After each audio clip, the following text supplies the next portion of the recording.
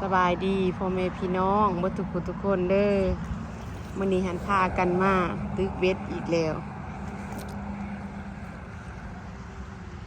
มาตึกเบ็ดปลาใหญ่พากันมากับหมู่ได้ปรากฏน้อยตัวหนึงบ่ได้ทรายบ่ไปแล้วบ่ได้ทรายโอ้ตรงไหนทรายจึงเอาตัวบ่ได้ปล่อยไปปรากฏเอาคือติ่งอีเดียวขั้นนี่มืออยู่ปกติเดี๋ยวนี้มันเข้ามาหลายว่าสันอยู่เบื้องนี้ก็ได้แต่ว่าตอนนี้มันวันอาทิตย์คนกับบ่มาหลายปานใดเมื่อวานนี้มื้อวันเสาร์เขาเป็นวันพักเขาเกี่ยมไปไปละไปงานเขาเนาะวันอาทิตย์กับบ่มาคนจะเต็มเบิดแถวนี้มีหมองลงว่าซั่นน้ำกระโบกร้ายปีนี้คนลงไปตึกอยู่ลงไปวีอีดุมพุ่น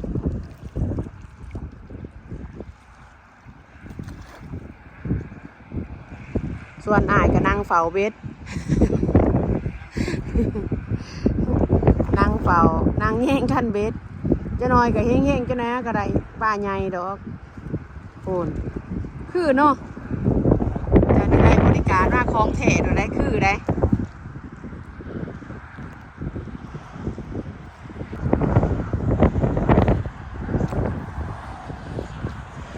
เป็นจะไหนดุกินข้าวกับยังมาได้กินข้าวเปล่าเว้ยสงสัยปลากินเบ็ดเลยพี่น้องมาตึกอยู่ข้างกันเลยอันนั้นพอถ้าจุดมาดึงให้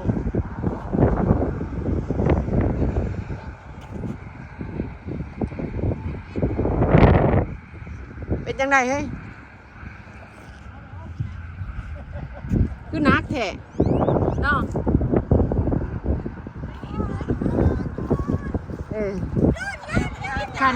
คันบ่ไปก็บ่อันนี้ได้ขอสังเกตเบิ่งแหน่ย่างไปปั๊บก็แม่นโดดติดแล้วปลายังเด้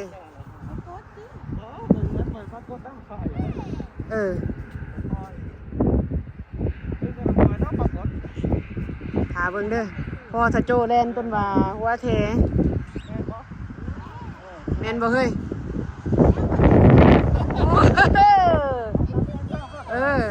ฟ้าว่าลูกไปนั่นปั๊บกับแมนโดดเอาโอ้คันเวทจนโกงยังออกลูกยังออกมึงนะลูกนะแมนบ่เตะเอ้ย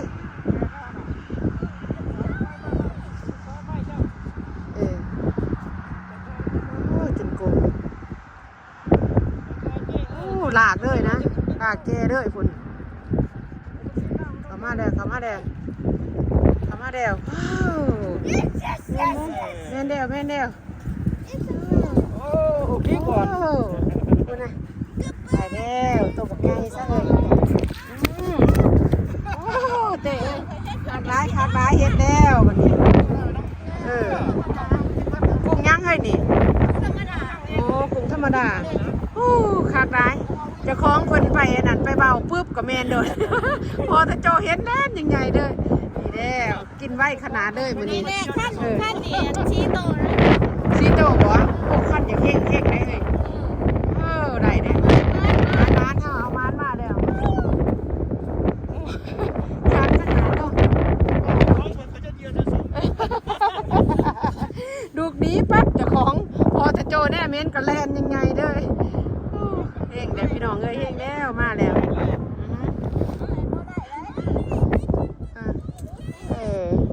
กำลังนางร้องปุ๊บกับแมนโดนตะคองโอเคดูไปแป้งดูนั่นลมพัดเนี่ยมีลมพัดปลากำลังเขาปลานี่มันปลาไฮเบิร์ดพี่น้องตัวบักใหญ่เสยคุณนะใส่ถุงมือได้ว่านี่มันหวาดมือคอยได้จ้ะหมานเดี๋ยวนี้นี่นะกุ้งธรรมดาครับบ่นี่มาแต่เขาเนาะกันสิวะคุณนะยาได้อย่าเอากันได้เอา ยุกเบิ้งยุกให้แน่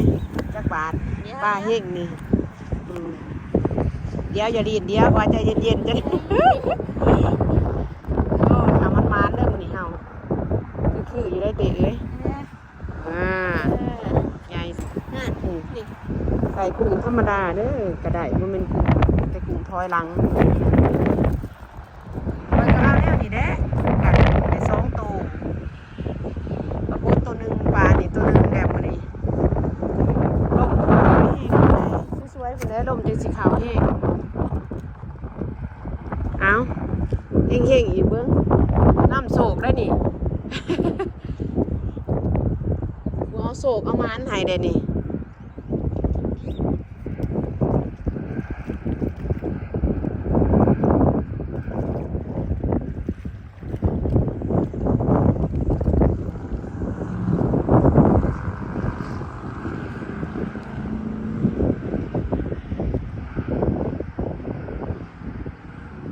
ย่างลงไปดู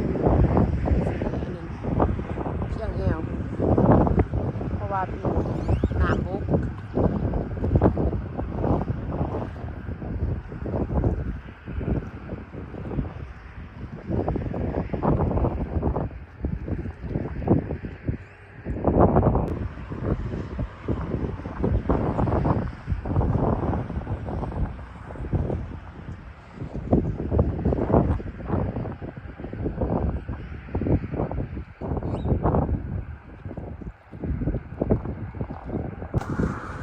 ปลาบกินเวทก็ได้พากันนั่งกินลมชมวิวไปซะก่อนเดต่อกันเลยพาดึงเวทคันหนึ่งว่าปลายังดิเดี๋ยวเบิ่งติดอยู่บ่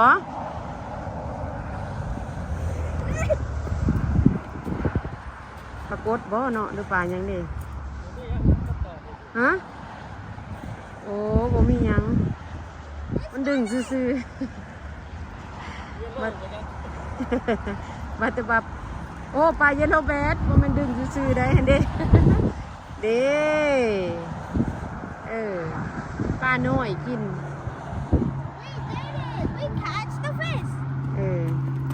มวนเพิ่นจะเดินได้ตัวหนึ่งปลาเยลโลแบดหน่อยเยลโลแบด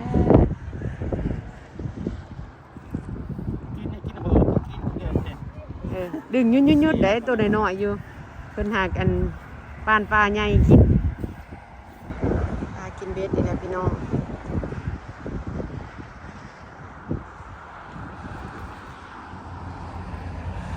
ปลาใหญ่เลยพี่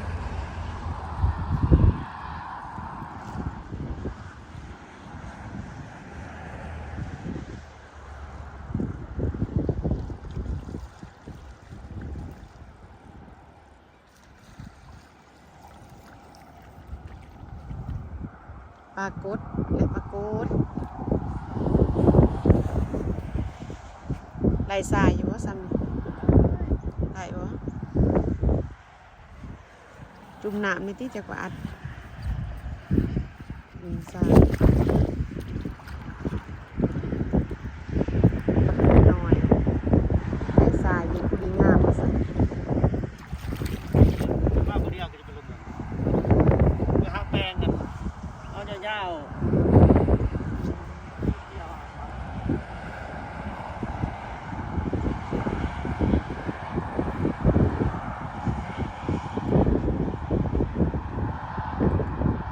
เอาปลาดึงอีกแล้วพี่น้องขั้นนั้นปลาดึงใหญ่ๆเลยพี่น้องเอานี่ได้ขั้นนี่ได้สิ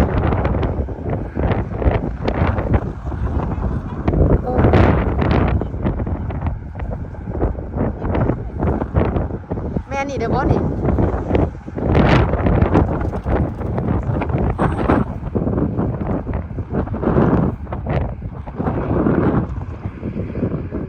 มากินเบ็ดอีกแล้วมันปลาสภาพมันเทียมเมื่อได้นี่ฮะ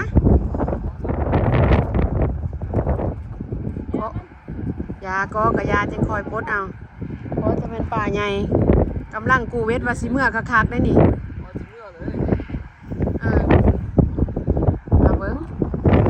ได้2คันเนาะยัง3กูบ่ทันแล้วป่าแหบกินก่อนเนาะโอ้คันอีกต่างเฮกเนาะเต้เนาะคือโตวายดี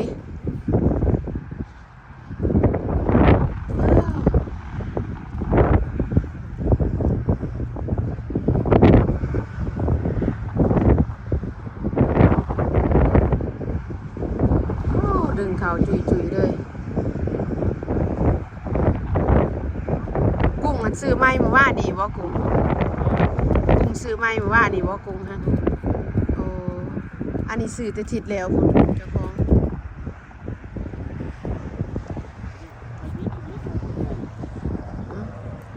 เวียนไปเวียนมาเพราะว่าปลาใหญ่มันอันนั้นไหนมันเจิดเนาะเวลาอันสีขาวมันเจิดแท้เจิดดีเลย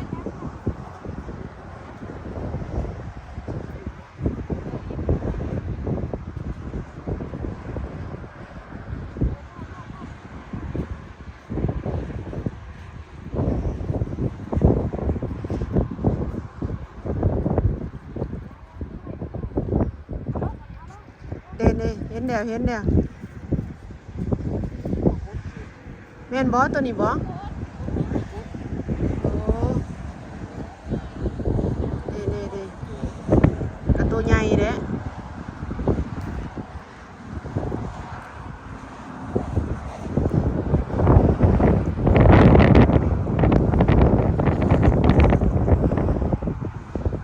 ตัวบักใหญ่เนาะ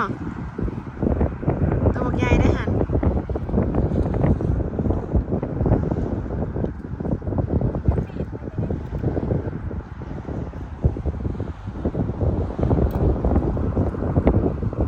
มันกินเนาะ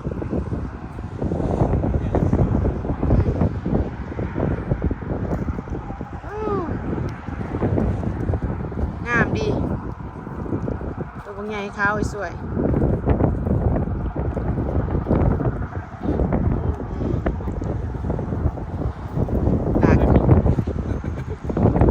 เป็นปลาใหญ่อันนั้นเนาะปลากดกับยามันตอนทากินแล้วค่อยมากร้ายเนาะโอ้คันเวทวงคงลงมาสับให้อีกปลากดใหญ่ตัวหนึ่งใหญ่อีดีตัวนี้ใหญ่ด้วยยานคอบ่นี่ปลากดขาวกูเวทน้ำกินน้ำขันปลาใหญ่นี่คือสิคักขนาดแน่ลังสิมืออากูเวทบ่แล้วซ้ำมือหาแล้วบัดนี้น้อง มือหาแล้วบัดนี้มือหาคนเด้อพี่น้องเด้อบัดนี้เด้อเริ่มกูเวทนะขอบใจได้หลายทุกคนที่เขามาเบิ่งมาหาชม